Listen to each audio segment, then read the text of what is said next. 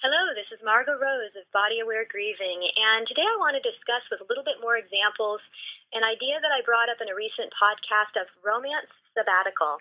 And the general idea of a romance sabbatical is for a person who doesn't have a primary partner or spouse to still find ways to create a very, very fulfilling lifestyle for themselves where they're just having enough fun and companionship and their needs are being met on a pretty much daily basis.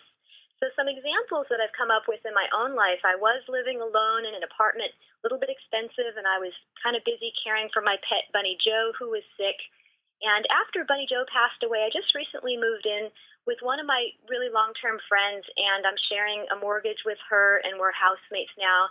And it's been the best thing ever. We just have a great time together. We're sharing expenses, which helps us both be more relaxed. She's got more time than I do right now, so I give her money for groceries, and when I come home, she's done beautiful shopping, beautiful cooking, dinner is ready.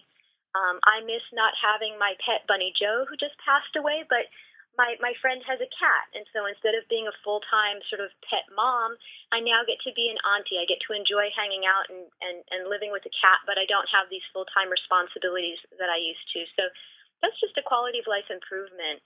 An example of something I did on a recent Saturday night, I didn't have a date, as it were, and I did something that just turned out just so wonderful and possibly even much better. Me and three of my longer-term friends had this rooftop garden patio dinner party that was spectacular. One of my friends has a penthouse apartment, and he has sweeping views in all directions of San Francisco, of Oakland, and we had a table with wine and beautiful food we'd all brought, and we were just chatting as the sun was setting, and just an absolutely magical Saturday evening. And there was nothing lacking from that evening in terms of enjoyment, just because none of us were there with a romantic partner. It was still just a fabulous time that we're all going to remember forever. Another really terrific choice that I made that I would have made differently perhaps if I was living with some kind of partnership at home is that one of my friends who I'm really enjoying, she's a client, but we also really like each other. We had a slumber party over at her house where we just, it was like being at a bed and breakfast because we just, sort of stayed up kind of giggling and talking and telling stories.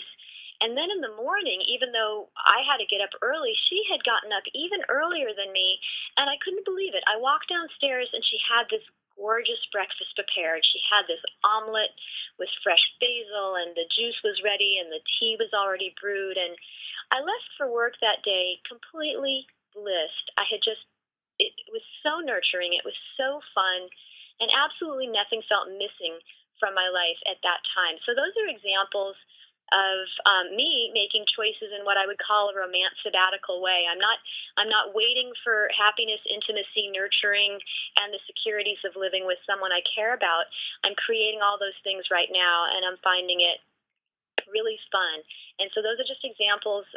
And if you have some ideas that you want to add, the whole concept of romance sabbatical is very, very new.